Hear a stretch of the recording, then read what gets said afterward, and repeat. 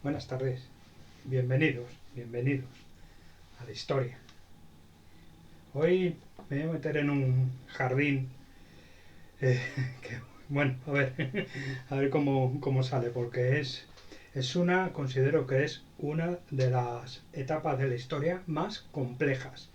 En cuanto a la península ibérica, especialmente compleja además porque, como sabemos, había varios reinos que dominaban el espacio territorial de la península ibérica.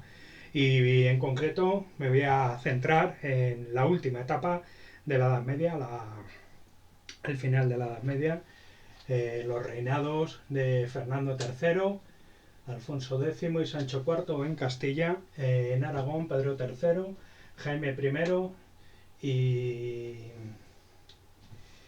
y Pedro II, perdón, Pedro II, Jaime I el Conquistador y Pedro III. Y también el reino nazarí de Granada, el reino de Portugal y el reino de Navarra. Creo que no me dejo ninguno, no, está bien. Es complejísimo esto, bueno, las dinastías que se mezclan, ahora lo vamos a ir viendo. Y sobre todo voy a tratar de explicar los procesos más importantes que se dan. Eh, con Fernando III se inicia un proceso de conquista de espacios territoriales en Andalucía y en Murcia tras la descomposición almohade y la unión que se había producido bajo su reinado de los reinos de Castilla y León, que quedaron definitivamente unidos en el año 1230. A partir de ahí se inicia este proceso paulatino de conquista de espacio en las tierras del sur peninsular, que estaban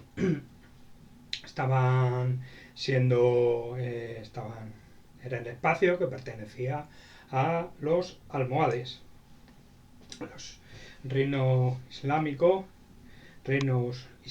del poder almohade.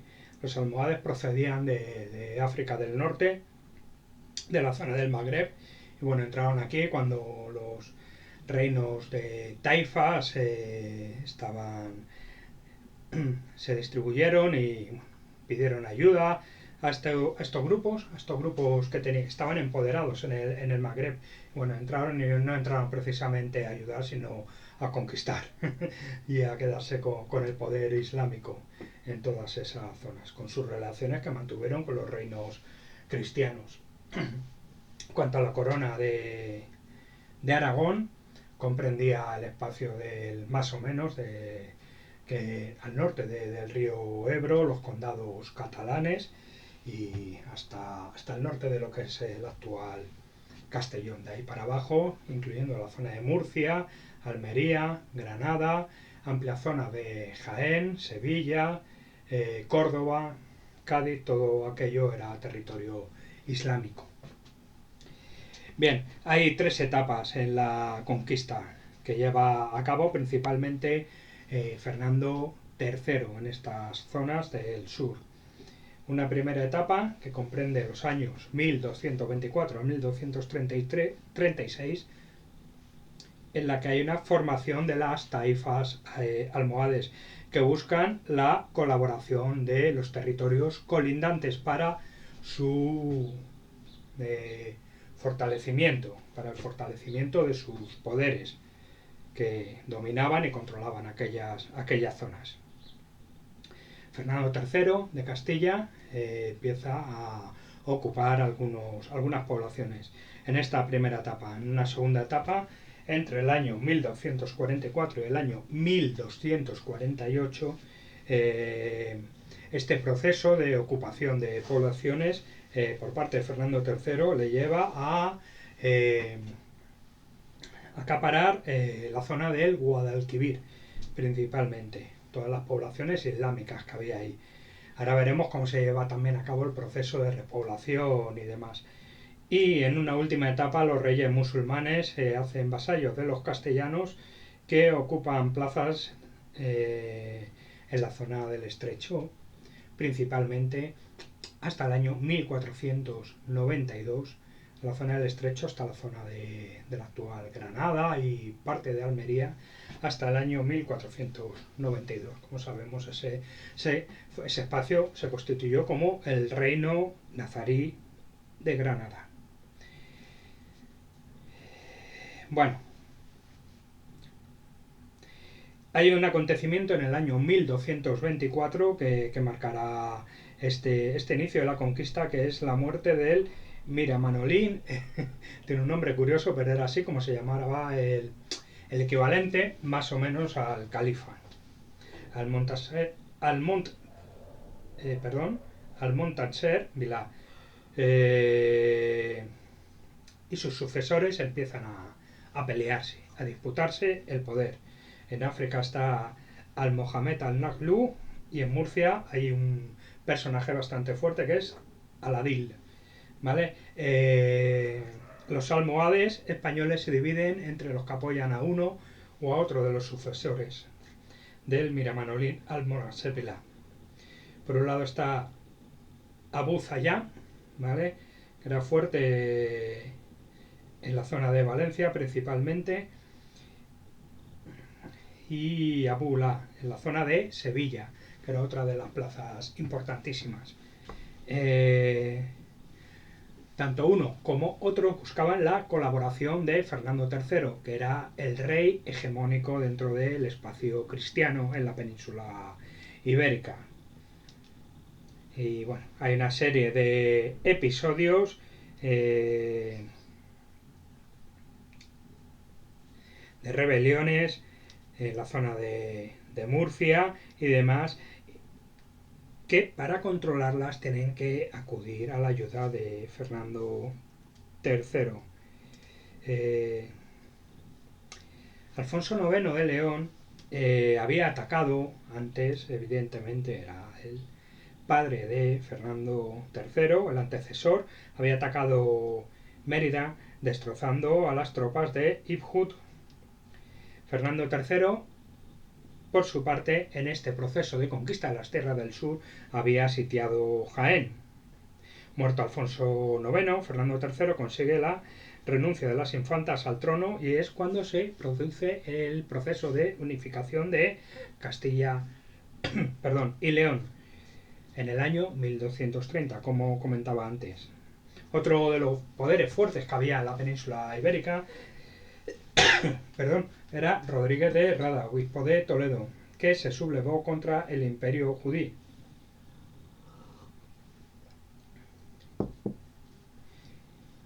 Reduciendo a este Ibn Hud a un pequeño espacio entre Almería y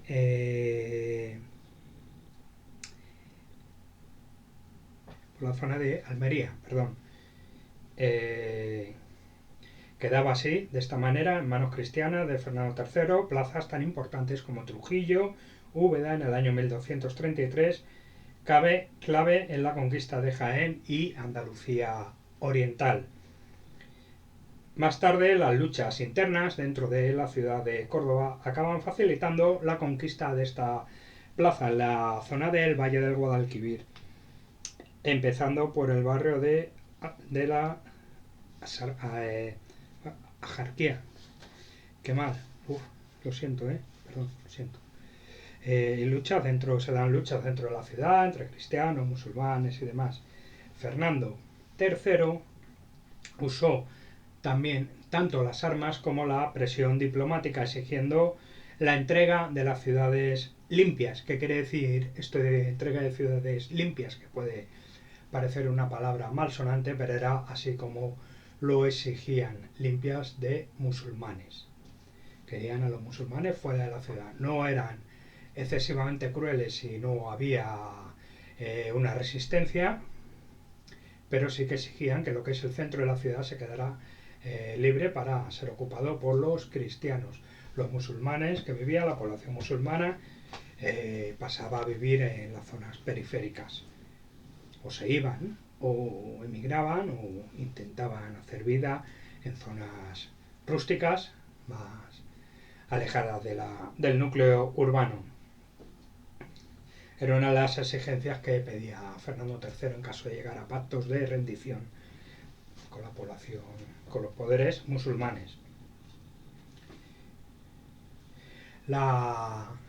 El poder musulmán se debilitaba, además tenía que recurrir a la ayuda debido a sus problemas internos, a la ayuda a Fernando III, el cual ya firmaba pactos previos a la conquista, pactos de tipo... no me sale la palabra ahora, bueno, que tenían que pagar para que no los conquistaran, vaya.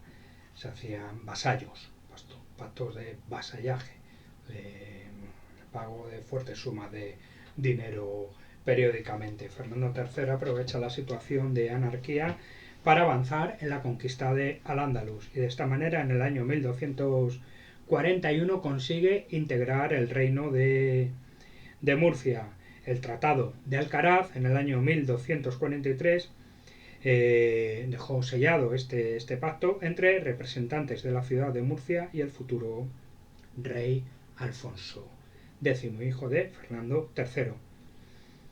Más que un proceso de reconquista, tenemos que hablar de un proceso de incorporación de estos territorios al espacio a los poderes cristianos, que seguían manteniendo una elevada población musulmana con algunos pobladores cristianos.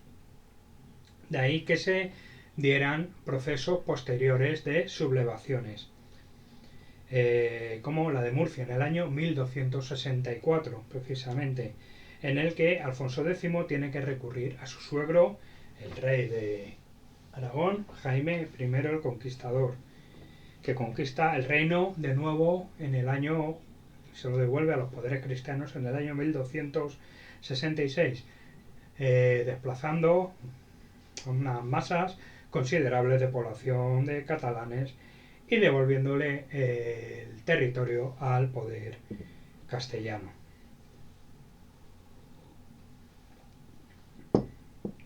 Bennassar, en Granada, hostigaba a los cristianos en el oriente de Andalucía y Fernando III emprende acciones al mismo tiempo contra la zona de Jaén, que cede al asedio en el año 1246.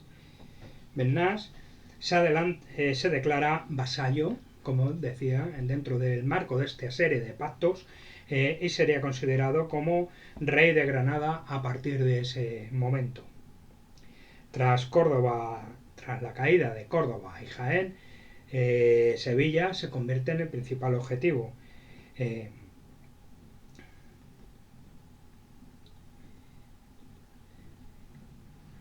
Fernando III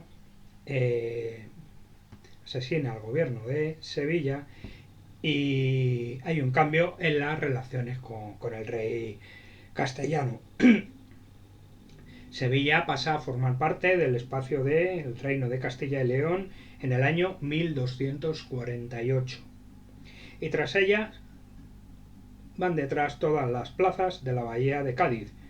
Tras la muerte de Fernando III, en el año 1252 le sucede el rey, su hijo Alfonso X el Sabio. Tras su muerte, Fernando III había conseguido una hazaña militar y diplomática.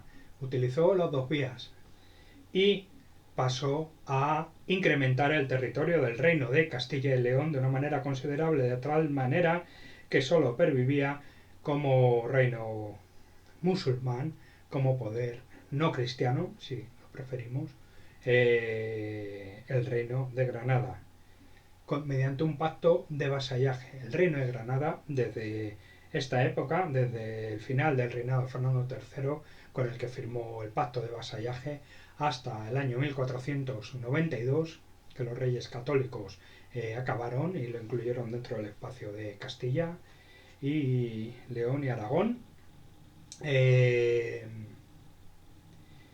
pervive el reino nazarí de Granada como único reino musulmán. Cuanto a la conquista de otros dos espacios muy importantes, que son lo que iba a constituirse como reino de Valencia y el reino de Mallorca, que estaba en manos, bueno, había población musulmana, pero más bien el reino de Mallorca estaba dentro de un ámbito de la piratería que operaba por el Mediterráneo. Jaime I,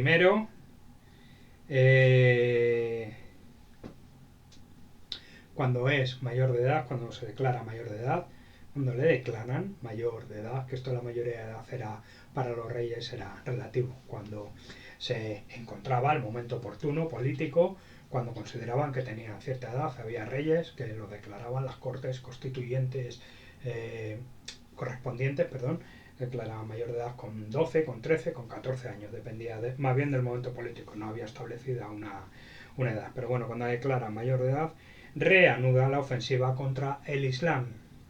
El reino de Aragón estaba muy limitado territorialmente para su ampliación, bueno, territorial. Aquí un mapa muy cochambroso de la península ibérica. Esto sería el actual Portugal. Esto el reino de Portugal, más o menos por aquí. Reino de Granada, Castilla y León, Navarra, bueno, aquí sin salida al mar, ¿vale? Y esto sería más o menos el reino de Aragón, bueno, más o menos. Y tenía un problema importante. Aquí estaba limitado por el espacio de Castilla y León. Al sur, este espacio de Granada, que como vemos había sido vasallo, se había declarado vasallo de Castilla, pues digamos que era intocable. Entonces estaba limitado.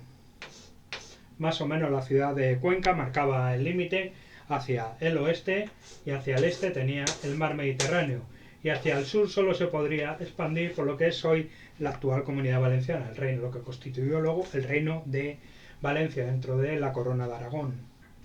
La Corona de Aragón, aprovecho para explicar que estaba constituida por tres, bueno, lo voy a llamar estados, no eran estados al uso, tres coronas, tres realidades políticas: Aragón, Cataluña y luego el reino de Valencia principalmente.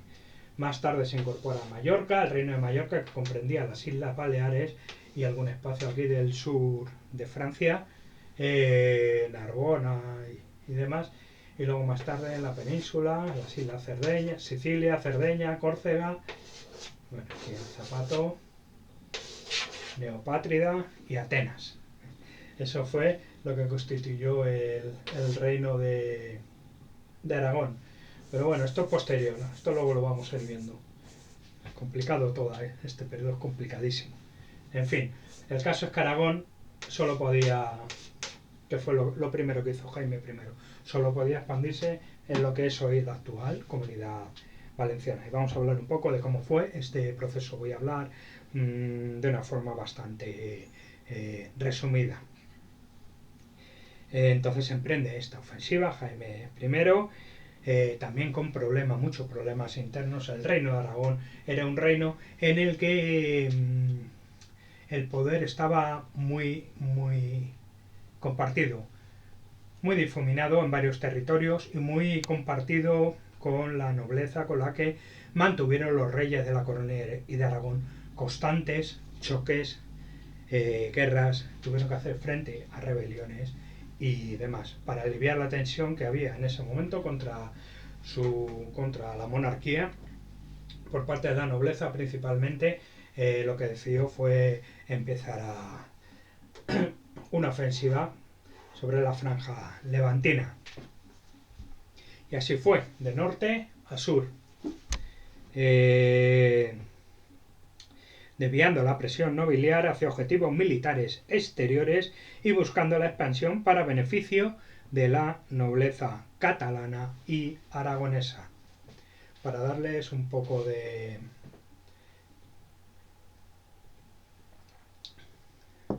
esperanza, quizás sea la palabra, porque les ofrecía botines y desahogarse militarmente. Bien, en Mallorca los corsarios eran los que dominaban el control de las rutas, perjudicando el comercio principalmente de la nobleza de Barcelona, que había hecho de las rutas marítimas su principal base económica.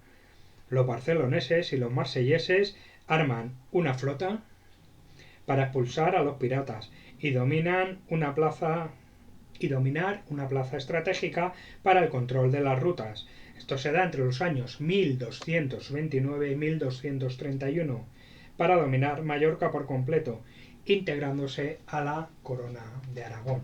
Luego hubo un proceso, el reino de Mallorca también tuvo sus problemas para integrarse, un proceso muy largo, fue declarado reino independiente, un reino de la corona de Aragón, aunque lo que viene, si bien es cierto que siempre estuvo muy vinculada a Cataluña, a la nobleza catalana principalmente.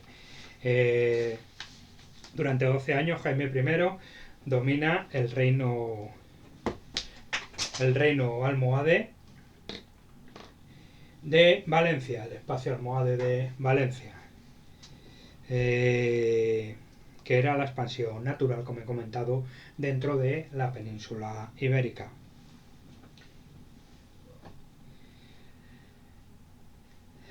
Cuenca, como he comentado antes, había supuesto un límite entre una especie de frontera, más o menos, entre las coronas de Aragón y Valencia, que fue conquistada a su vez por Alfonso VIII.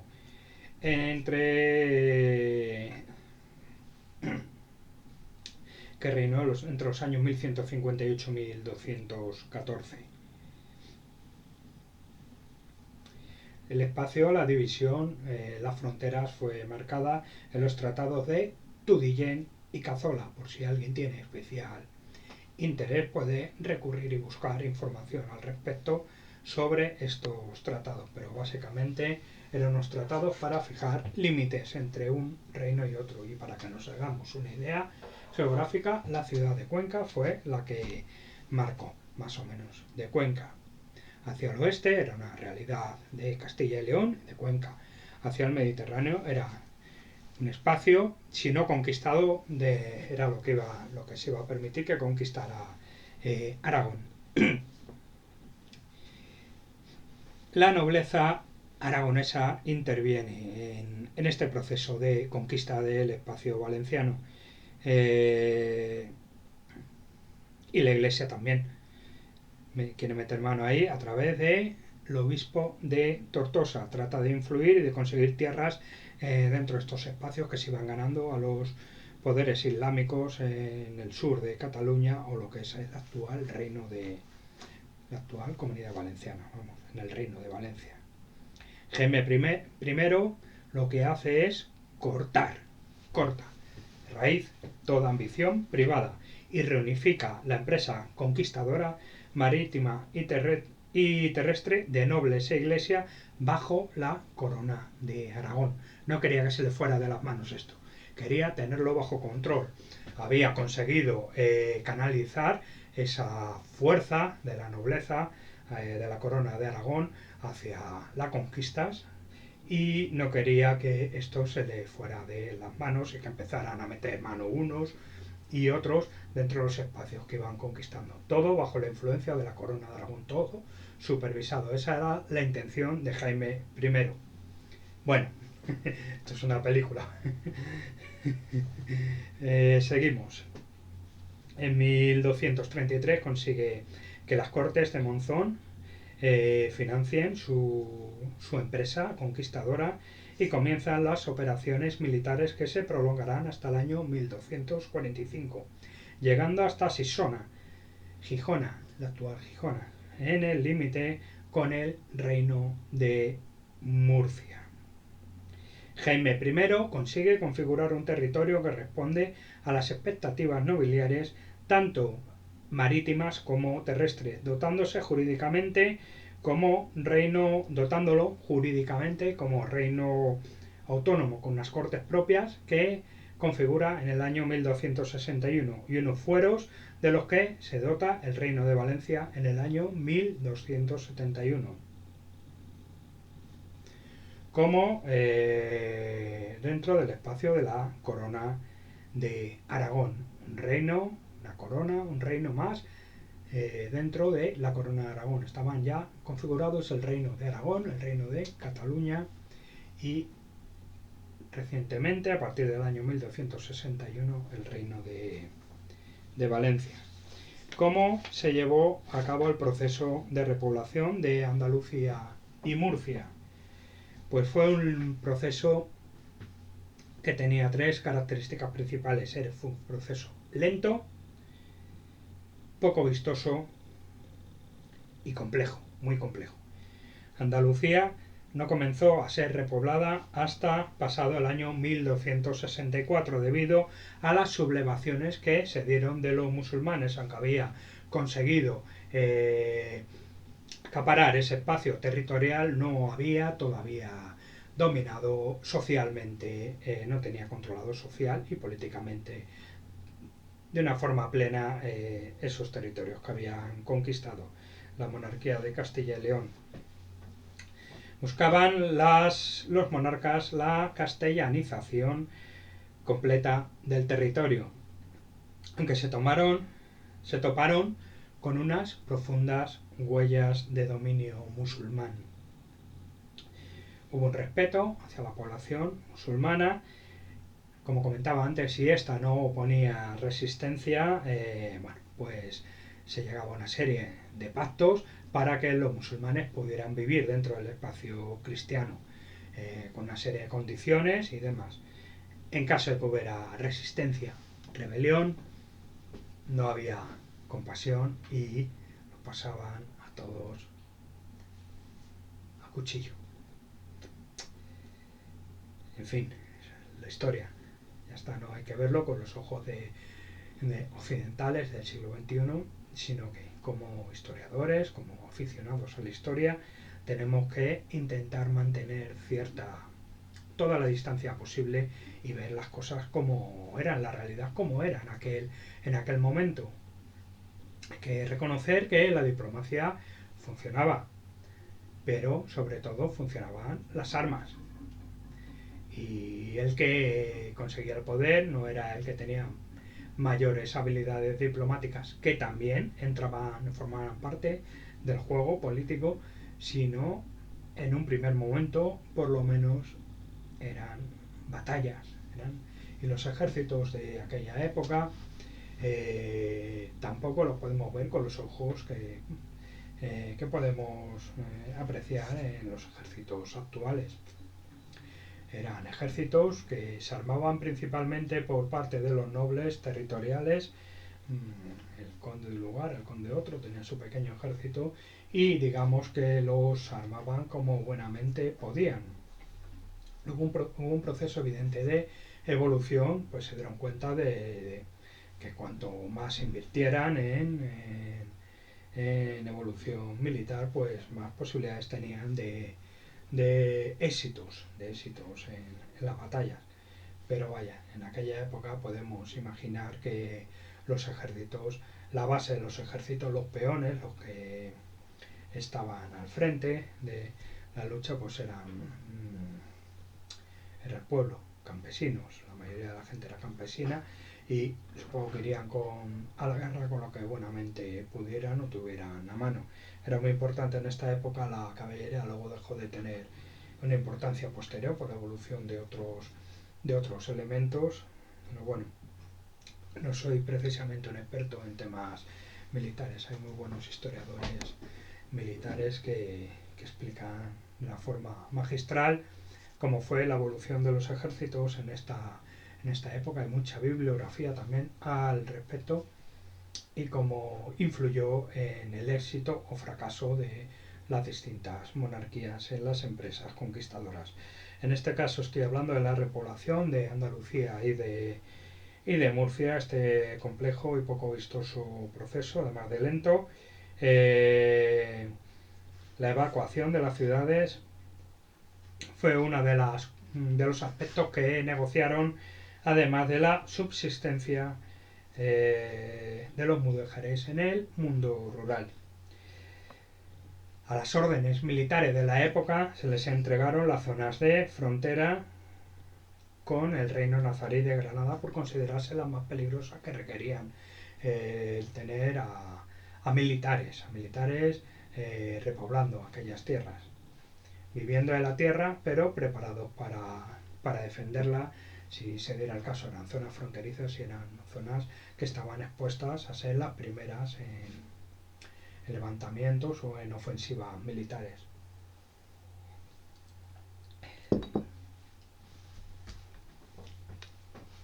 Los monarcas potenciaron la creación de concejos, que era supuso el eje en esta repoblación, este proceso repoblador de Andalucía y Murcia, el eje de la política repobladora, reproduciendo el modelo de las Extremaduras del Duero y del Reino de Toledo.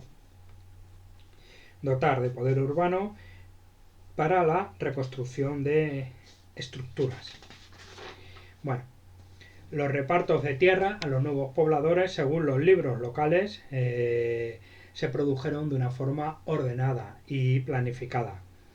En Sevilla tenemos como fuente documental los libros de repartimiento, los libros de registro general de tierras y casas distribuidas por una comisión de repartidores que entregaban lotes de casa, huertos, viñas y terrenos en propiedad a cambio de un censo fijo. Enfiteusis se llama este proceso de repoblación.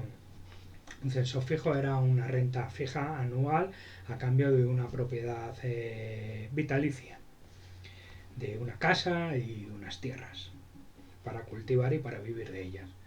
Y ahí al Estado, a la monarquía, no es apropiado hablar de estados, creo, en esta época, pero bueno, a la monarquía, al reino, se le entregaba un dinero fijo.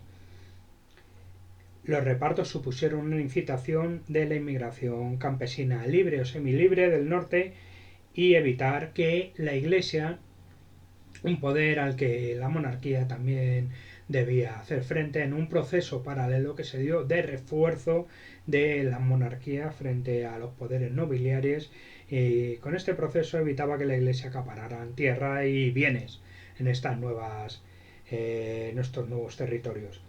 El reparto reproduce la estructura de la clase de la sociedad feudal. En primer lugar, se repartían las tierras a la alta nobleza.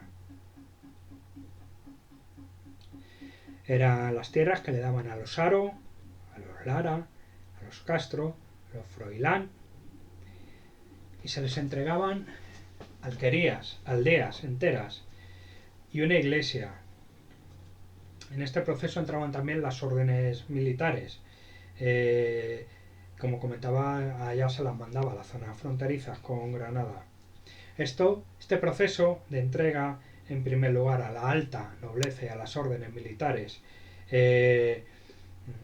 estos lotes inmensos de tierras, de alquerías, dio lugar o favoreció la configuración de grandes haciendas territoriales, sin contraprestaciones. Los monarcas tratan de frenarlo, sin éxito, este proceso, por no poder asentar a un artesanado urbano. En segundo lugar, en el reparto entraban en juego la nobleza inferior. Se les entrega donaciones en forma de fracciones de alquerías. En lugar de un territorio, de una aldea entera o de un pueblo entero, se le entregaba un trozo de ese pueblo y una extensión de tierra equivalente. Normalmente eran olivares o viñas, de las que podían extraer bastante beneficios. Los hidalgos, en tercer lugar, y caballeros, llevan el peso principal de la repoblación, que se asientan en el interior de las ciudades a cambio de propiedades inmobiliarias y tierras de cultivo variadas. Por último están los caballeros urbanos, dotados de casas en las ciudades y tierras de cereal y olivo, y los peones, que reciben la mitad que los caballeros. Eran antiguos propietarios de los concejos del Duero, que podían moverse con libertad, no estaban adscritos a la tierra, y vendieron sus tierras favoreciendo de esta manera la aparición de esas y latifundios en la actual Extremadura y Salamanca principalmente. La repoblación fue complicada con numerosos conflictos que se dieron que dificultaban la explotación de la tierra. Muchos repobladores abandonaron Sevilla al poco de establecerse. El desplazamiento de la población de norte a sur también tuvo unas consecuencias.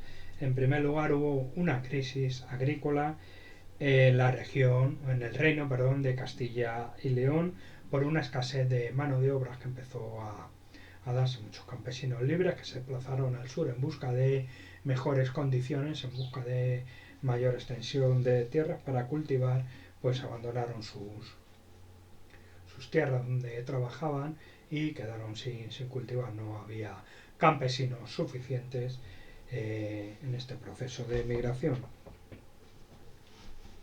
Y una crisis demográfica también, incapaz de llenar los vacíos que se iban produciendo, es decir, se movía población de norte a sur, pero se quedaban vacíos. El proceso de la tierra también, esto que comentaba antes, que empezó a haber un proceso de concentración de tierra en pocas manos en Castilla y León, con esos vacíos que dejaban estos campesinos libres, y en Andalucía por el propio proceso de repoblación. En cuanto al proceso de repoblación de Mallorca y del Reino de Valencia, pues fue distinto a Andalucía. Tras las Cortes de Monzón del año 1236, Jaime I reparte las tierras conquistadas entre nobles y caballeros que le acompañaron en sus campañas. La población musulmana permanece en la mayoría de los territorios conquistados, llegando a ser apoyados por los propios nobles ante las revueltas mudéjares de Valencia entre el año 1248 y 1254. Eran los que trabajaban las tierras de los nobles. Tan sencillo como eso, los nobles entonces les apoyaban, no quería que se los echaran de ahí, y ese proceso se repitió a lo largo de la historia. Cuando los reyes católicos inician proceso, a partir de ellos Carlos V, Felipe III, en el año 1600, hay un proceso de expulsión de la población musulmana y hay revueltas, en este caso, o resistencia de los nobles, porque no quieren que les echen a sus trabajadores de las tierras. Tan sencillo como eso. Bueno, iban a tener con quién las cultivara. Si los echaran, a ver quién me sembraba y me recogía la cosecha el año siguiente. Así, de simple. Por interés. Evidentemente, como todo en la historia, hay un interés detrás. Normalmente económico. A veces hay motivaciones religiosas, en esta época más, pero detrás de todos los procesos siempre hay una motivación económica. ¿Por qué se impulsa, ciñéndonos a esta época, la conquista del reino de Aragón, de la corona de Aragón, de las plazas mediterráneas? Por interés comercial, por controlar las rutas comerciales del Mediterráneo y favorecer de esta manera a los comerciantes, principalmente catalanes, pero también valencianos posteriormente se suman a este proceso de población burguesa, comercial y nobles comerciales, y dominar el espacio. Una motivación meramente económica, evidentemente. Es lo que hay. Bueno, seguimos.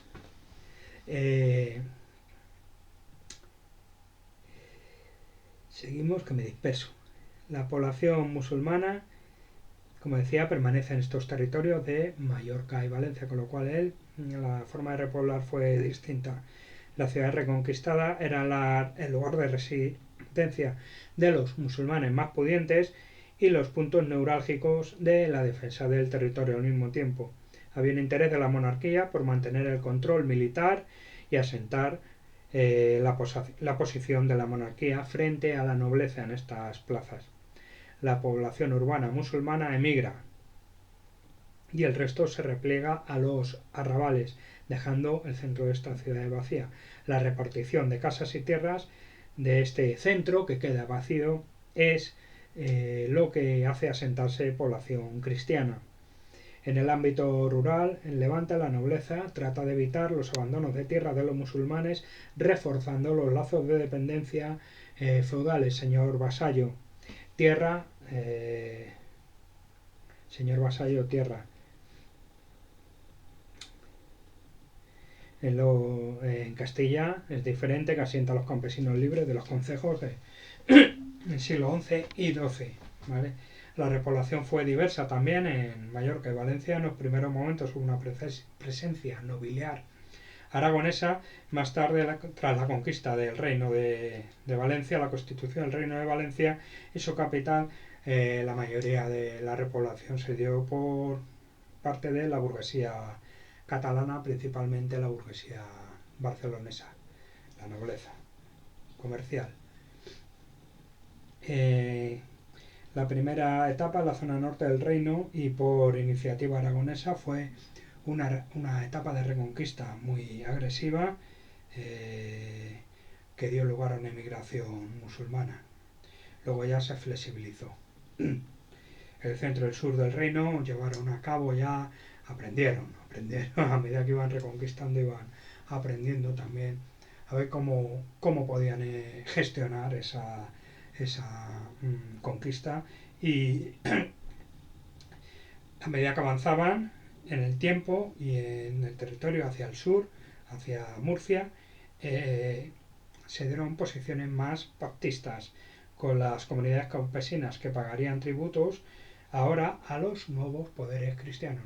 Nunca habían dejado de pagar, que malezaba a los campesinos. Antes pagaban a los almohades y ahora empiezan a pagar a los cristianos. ¿Qué más? Tengo que pagar igual. Mientras me respetéis, yo puedo más o menos mal vivir. El centro y el sur del reino, como decía, llevan a cabo esa forma de repoblación más pactista. En general, ¿qué pasó? Pues que hubo un respeto a las estructuras políticas y administrativas musulmanas, manteniendo un gran peso demográfico de la población musulmana. En una primera etapa. En una segunda etapa se dieron una serie de revueltas, también a lo mejor probablemente debido a esa presión fiscal que quizás aumentara, y bueno, hablamos de la revuelta del año 1247, que también estas revueltas provocaba que los musulmanes salieran porque sabían lo que les esperaba si se quedaban. Entonces tenían que emigrar, tenían que salir con lo opuesto. Y propició estas revueltas, con esa migración propició una segunda fase repobladora entre el año 1248, una vez sofocadas las revueltas, y los años 1276, 77. Ya estamos casi, al final del reinado de Jaime I.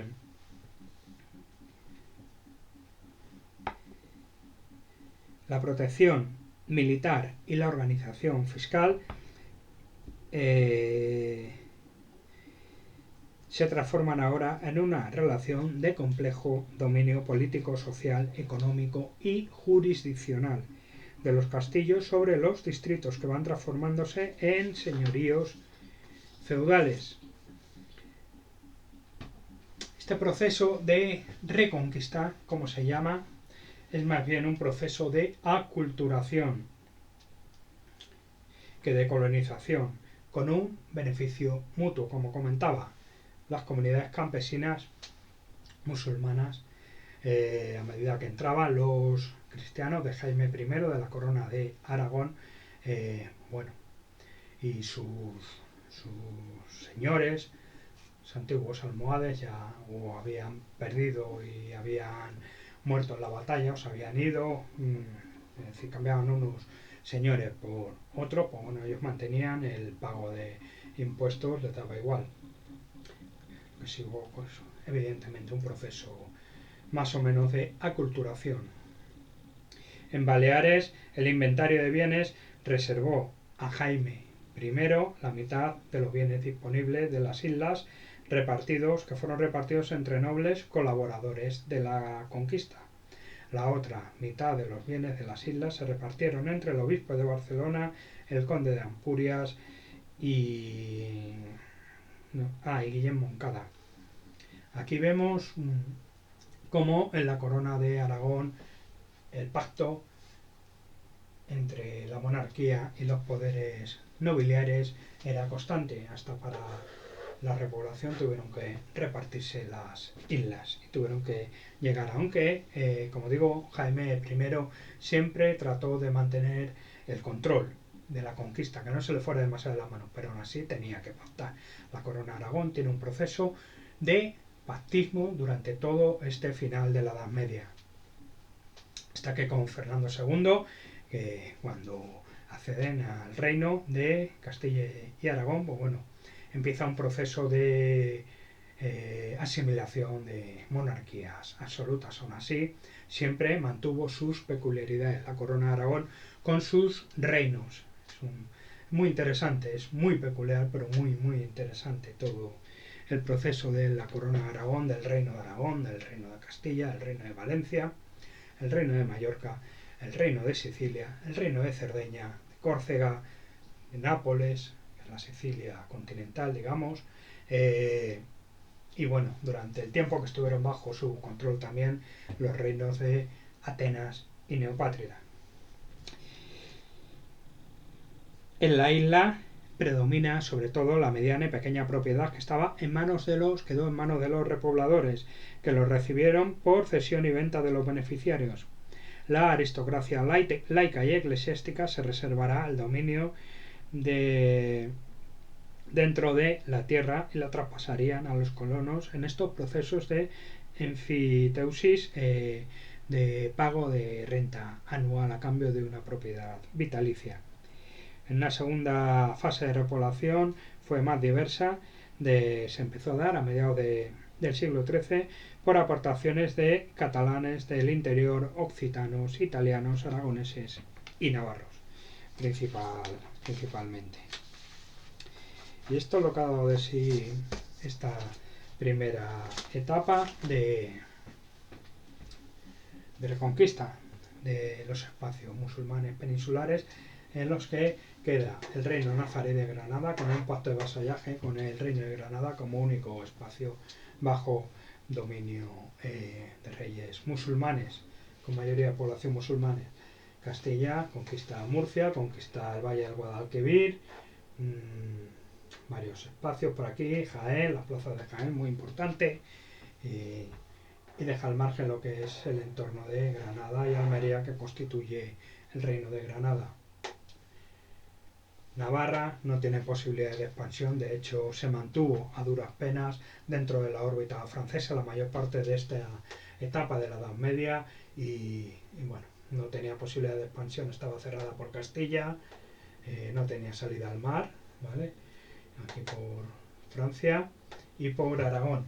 Y el reino de Aragón, que es el otro gran reino junto con Portugal, se expande por lo que es, como hemos visto, la franja mediterránea hacia el sur dentro de la península ibérica, y a partir de ahí, por necesidades comerciales, inicia un proceso con la conquista de Mallorca, inicia un proceso por el control comercial de las rutas del Mediterráneo, con lo cual sus siguientes objetivos iban a ser las islas de Sicilia, Córcega y Cerdeña, que sería un proceso largo, lleno de problemas y que costaría mucho tiempo mantenerlo bajo total control de la corona de Aragón. Ahora voy a pasar a explicar lo que es el proceso de consolidación de las monarquías peninsulares, un proceso muy interesante, también complejo, en el que hay unos protagonistas que son Alfonso X en Castilla y Pedro III en Aragón. Es un proceso de consolidación territorial, se da ya entrado el siglo XIII, durante todo el siglo XIII, de consolidación territorial en un contexto expansivo, con un proceso también paralelo de institucionalización de los reinos, con una vertebración jurídica, integración social y una articulación espacial. Hay una verdadera revolución administrativa, por llamarlo de alguna manera, o evolución, no sé si llamarlo revolución o más bien evolución administrativas. Unos fenómenos de internacionalización de las coronas empiezan a ampliarse en los ámbitos políticos más allá del espacio comarcal, regional, y hay un proceso de solidez institucional de las monarquías. Alfonso X pretendió reforzar el poder de la monarquía frente a los poderes nobiliarios. Y bueno, esto lo voy a dejar para un vídeo posterior, porque requiere tiempo explicar esto. Es complejillo, te ve. Muchas gracias. Adiós. Ahora nos vemos en otro vídeo. Muchas gracias. Chao.